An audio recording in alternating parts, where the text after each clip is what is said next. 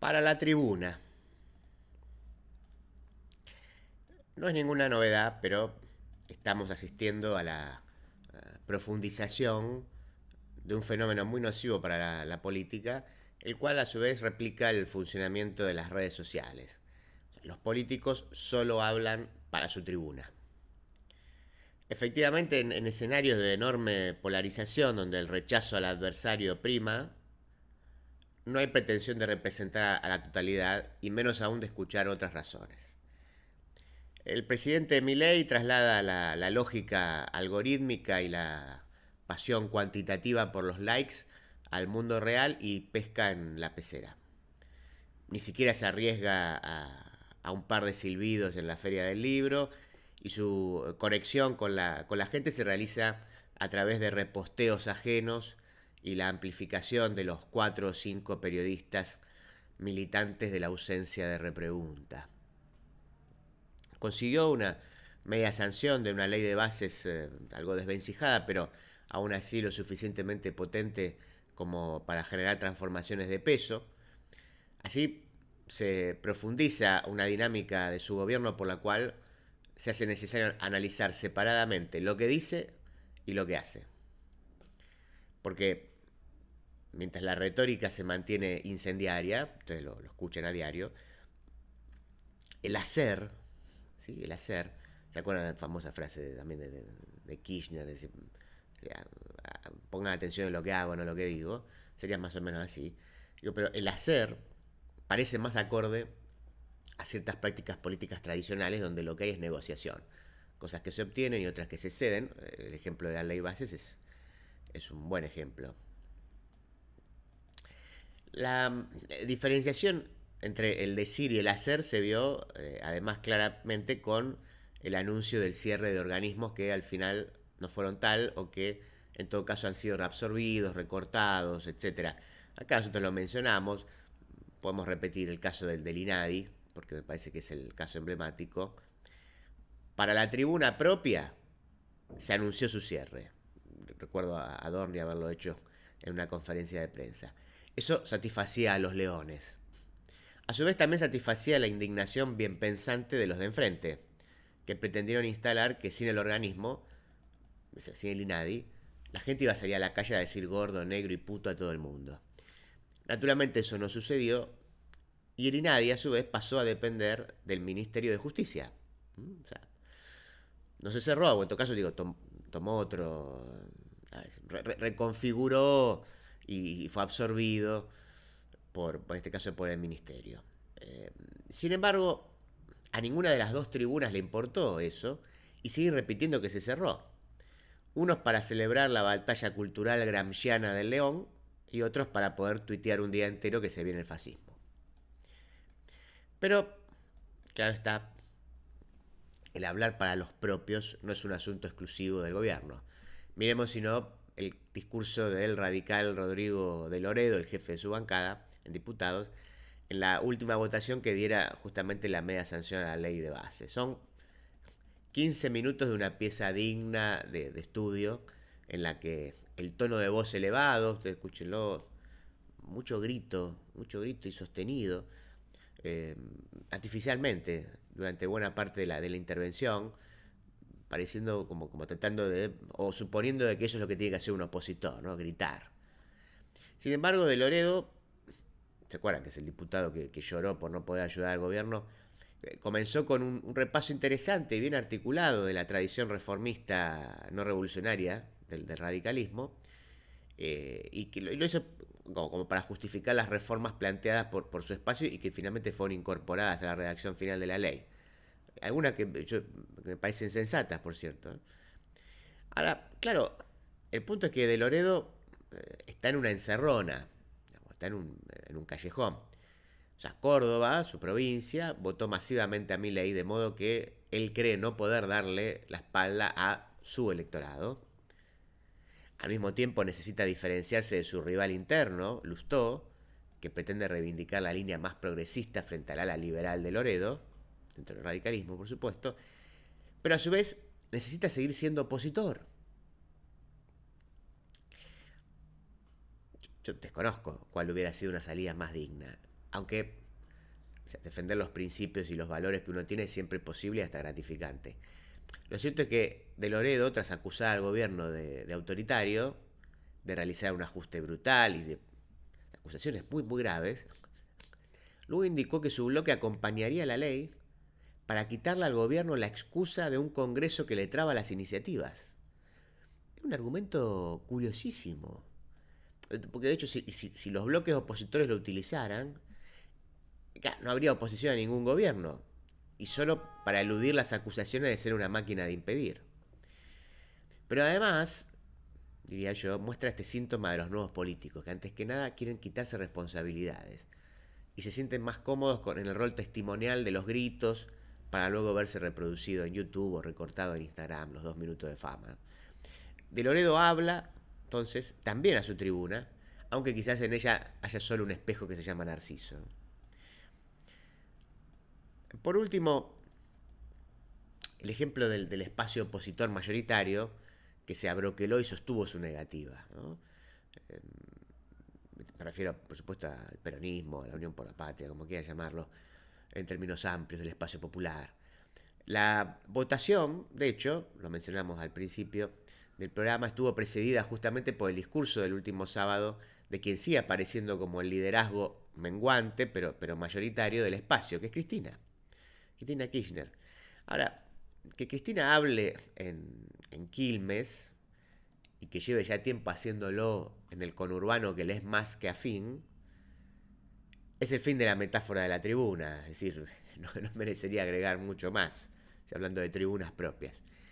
Ahora sí, podría sumarse que es evidente que esa tribuna es cada vez más chica, tal como muestran que las expectativas por sus palabras ya no sean las mismas de antes, especialmente porque, como bien viralizó un sector muy minoritario del peronismo que está enfrentado al kirchnerismo, parece otra vez sopa, ¿no? Otra vez sopa, dijeron. Y no hay grandes diferencias entre los discursos de Cristina y los de cualquier columnista de C5N. Incluso en la repetición de argumentos que, desde mi punto de vista, no convendría repetir. Pensemos, por ejemplo, en la idea, lo habrán escuchado, seguro, que indica que Milei miente porque el superávit no es tal y es producto de un dibujo financiero que se basa en el diferimiento del pago de cuentas como las de energía. Eso lo he escuchado en varios opinadores y lo menciona Cristina en el discurso. Efectivamente, sí, el número está dibujado y hay cuentas que no se han pagado, eso lo reconoció el propio Milei, pero no puede ser el kirchnerismo el que salga a alertar ello, porque de ser así, a ver, o sea, si efectivamente se tuvo que dibujar el presupuesto, el gasto, para que haya superávit, entonces, o bien el ajuste de Milei no es tan grande, porque por eso se tuvo que dibujar para que dé superávit, ¿sí? O bien el desastre que heredó Milei es tan enorme que aún con el ajuste más grande de la historia, es necesario dibujar los números para que cierre el superávit. ¿Se entiende? O sea, si es verdad que entonces hay que dibujar los números, entonces o no se ajustó todo lo que había que ajustar, no fue tan salvaje, o es un desastre lo que había, y aún haciendo un ajuste salvaje no alcanzó. Pero en cualquiera de los dos casos, el que queda mal parado es el kirchnerismo. O bien porque en el primer caso estaría exagerando, diciendo es un ajuste fenomenal, o bien porque en el segundo caso sería como mínimo corresponsable del ajuste actual por el desastre que dejaron. Yo diría entonces, dejemos que Milei sea corrido por derecha, justamente por la derecha. Porque el argumento finalmente es, ay, mentira, votas el de derecha ajustador y no ajustaste todo lo que tenías que ajustar realmente. Porque mira, tenés que dibujar los números. Bueno, pero, bueno, no se trata solo de caer en la figura de Cristina. Los legisladores de Unión por la Patria llevan tiempo legislando para la tribuna, y legislar para la tribuna no está generando buenos resultados. Yo acá lo dije 1000 veces, así que estarán cansados de escucharme, lo digo una vez más. La ley de alquileres. Sin duda, se trató de una ley a favor de los inquilinos, el eslabón finalmente más débil de la cadena. Pero con la inflación desbordada, el beneficio para los inquilinos fue tan grande que desincentivó a los propietarios. ¿Sí? Cuando la ley salió, la inflación no era la que era. Pero luego fue, y esto rompió todo. ¿Cuál fue la consecuencia? Bueno, se quitan los departamentos de la oferta, sube el precio, ¿y quién se perjudica? El eslabón más débil de la cadena. O sea, aquel que pretendiste ayudar. Ahora bien, aunque esto venía siendo evidente desde hace mucho tiempo, los legisladores, ahora opositores, no quisieron dar el brazo a torcer y en la reforma que hicieron en octubre del 2023, crearon, a partir de una ley mala, una todavía peor, lo cual es un gran mérito. Se actualizaban los precios cada 6 meses, en vez de cada un año, y esto favorecía a los propietarios, era parte del reclamo, pero esto prácticamente no salió a ningún lado, se cambió el índice de actualización, que antes se llamaba el ICL, y ahora se cambió por uno que se llama casa propia. En realidad, bueno, después la ley fue derogada, pero en ese momento, en octubre, estuvo vigente unos 2 meses la ley. Se cambió el índice. ¿Mm? ¿Qué significa esto? Fíjense, yo hice la cuenta.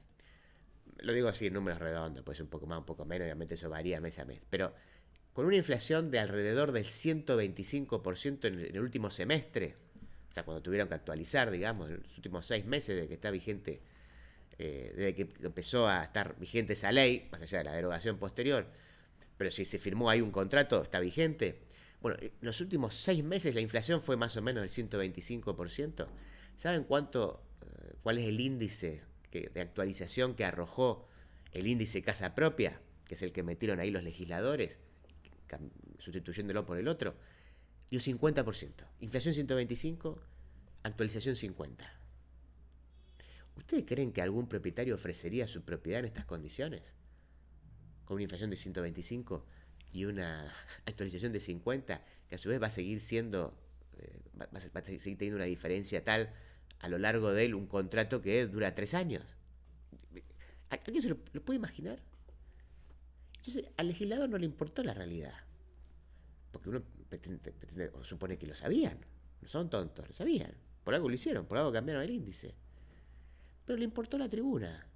Le importó poder decir en TikTok que su ley, la que fomentó de facto el aumento de precios y la airbnbización, o mierda quieran decirlo, ¿sí? Ustedes saben que la explosión de los Airbnb tuvo que ver con esta situación, donde nadie quería alquilar sus departamentos, por la ley, ¿sí?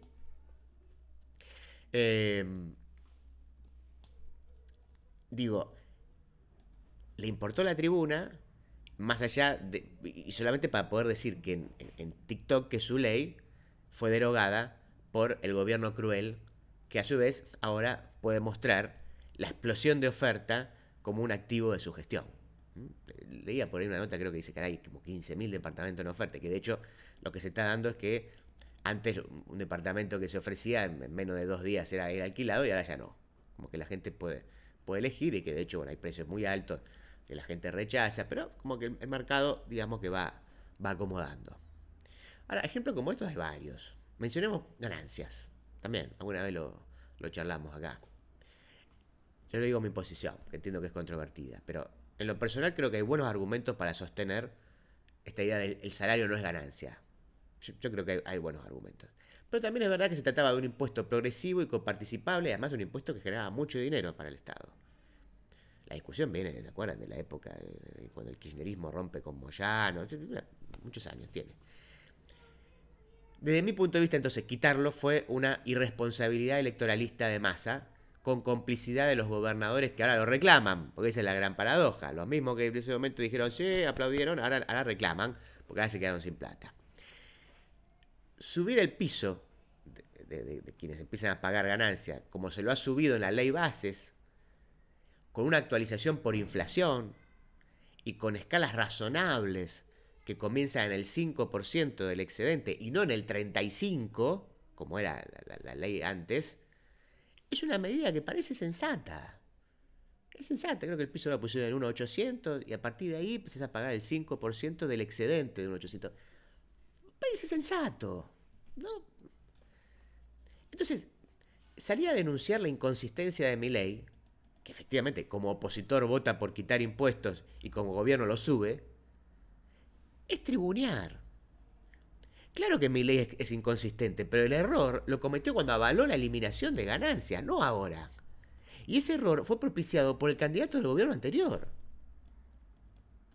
Por último, un párrafo para la reforma previsional. A ver, también, entiendo que algunos se pueda enojar, pero vamos a decir. Sin dudas, el gobierno licuó las jubilaciones. Eso es un dato. También es evidente que la reforma va en línea con la intención de recortar aún más. Lo digo así en números gruesos. 8 de cada 10 argentinos no alcanzan los 30 años de aporte al momento de cumplir la edad para jubilarse. Algo así como 9 de cada 10 mujeres y 7 de cada 10 varones. El 80%. Entonces, a ver, en los dos extremos hay dos soluciones posibles. O no se jubilan, si no le permitís jubilarse, o se pone una moratoria eterna, que es más o menos lo que estaba ocurriendo de facto. Y por suerte, uno diría, la solución no estuvo ni siquiera en el medio, no es que, bueno, entonces, entre las dos posiciones encontré, no esto en el medio, no. Apareció la suerte de apareció la figura de una suerte de pensión, pongo ese nombre, no es el técnico, pero una pensión, no es una jubilación mínima, es una pensión equivalente al 80% de una mínima, a la que accederían varones y mujeres de 65 años, en el caso de las mujeres no a los 60, a los 65, y los varones se mantiene, a igualdad ahí, y a la que luego se le sumaría dinero según la cantidad de años de aporte. Entonces, partís del 80%, pero de repente, si no llegaste a 30 años, pero hiciste 25 años de aporte, te va a tocar más dinero que si hubieras hecho nada más que 5 años de aporte. Y ese diferencial entre el 80 y el 100, entonces se va llenando con los años de aporte, hasta llegar casi, en algún caso eventualmente, a tener una jubilación mínima. Por ejemplo, si aportaste 29 años. ¿Es injusto? Sí. Sí, para la mayoría, porque buena parte de los que no llegan a los aportes son víctimas de empleadores inescrupulosos que no le aportaron. O en otros casos, por ejemplo, hay muchos, se trata de amas de casa cuya labor no fue considerada trabajo, entonces no se van a jubilar más. Otra pregunta, ¿el gobierno utiliza doble vara en este punto? Sí, claro. Dice que quien fuga guita es un héroe, abre un blanqueo, elimina la multa para quien no te puso en blanco, pero al momento de perdonarte, si querés, por los años no aportados, te dice, no, acá no entras. No, se acabó la moratoria. Así que sí, claro que hay doble vara. Y además, a su vez, digo, seguro que hay otras opciones, pero ¿cuál es la opción que plantean los legisladores opositores a la cuestión del sistema previsional? Entiendo, hay que quejarse, ¿no? Están recortando a los jubilados. Sí, está bien. Bien. Bueno, ¿cuál es la opción? La hay, pero ¿cuál es? Yo no quiero saber, yo no la sé, pero ¿cuál es? Algo que no sea, el sistema debe ser solidario, porque frente a ese eslogan hay que decir, los números solidarios o insolidarios no cierran, ni aquí ni en ninguna parte del mundo, o sea, ni siquiera es un problema de Argentina. ¿Sí? No es un problema del peronismo, del populismo, no cierran. Se calcula, esto es un número que yo 1000 veces he leído, que se necesitan 4 activos por cada pasivo. ¿Sí? O sea, 4 personas que estén laburando para satisfacer, digamos, una jubilación. Y en Argentina habría algo así como 1,5 activos por cada pasivo. O sea, no cierra el número. A su vez, Argentina se atiende, pero va a atender, entiendo todavía más, a un envejecimiento poblacional como el que sufre Europa. Y en este contexto tampoco pretende discutir la edad de jubilación. Yo entiendo que también hay argumentos para no discutirla, pero es una discusión que podría darse. Ahora, al no darla esa discusión es un problema. Les pongo otros números. Por ejemplo, la expectativa de vida de las mujeres argentinas es de 78 años. Eso quiere decir que jubilándose, como lo hacen ahora, a los 60, el Estado les paga una jubilación durante 18 años. En el caso de los varones, la expectativa de vida es de 72, 6 años menos que una mujer vive un varón. De modo que a su vez, y jubilándose a los 65, porque se jubilan 5 años después, reciben 7 años de jubilación. ¿Y qué se hace con esta situación? O sea, ¿cómo se resuelve? Se lo están preguntando en todo el mundo, insisto, no es un problema de la Argentina. Pero la solución no puede ser dejar todo como está porque la tribuna chifla o decir que se soluciona sin pagarle al FMI. Hay que ser serio. ¿Cuál es la solución? ¿Cuál es? Este es un problema. ¿Cuál es? Para finalizar, por la duda, claro, para mí no es un sistema, no es un sistema privado de jubilación. No es. Pero respóndame cuál es. No me digan, este gobierno, mire lo que hace. Acá entrevistamos a un abuelo que no tiene para comer. Sí, claro, está lleno. Cobran la mínima la mayoría. Claro, cobran menos de $200 con el bono. Sí, pero ¿cuál es la solución? Entonces, para finalizar, porque hoy lo hice largo, la metáfora de la tribuna viene al caso justamente porque es una metáfora futbolera y encaja perfectamente con una particularidad que hay en nuestro fútbol, el fútbol argentino. Como ustedes sabrán, desde hace años en la Argentina los partidos de fútbol se juegan sin público visitante, no pueden ir los visitantes. Lo cual ha terminado con una de las experiencias más maravillosas del espectáculo. Esto es poder recibir al público visitante y poder asistir a su vez a una cancha ajena para acompañar a nuestro equipo. Y yo lo que creo es que lamentablemente esto mismo está sucediendo en la política. O sea, los visitantes tienen vedada la entrada y nosotros no nos aventuramos a territorios ajenos, donde piensen distinto. Abrazamos los aplausos en casa y evitamos las puteadas de afuera. Salimos a una cancha donde siempre somos locales. Jugamos solo para los nuestros, aquellos que gritan nuestros goles, y cuando la tribuna se va despoblando, no nos preocupamos porque quedan los más gritones que siguen alentando. Hasta que un día pasamos por la cancha del adversario. Está llena.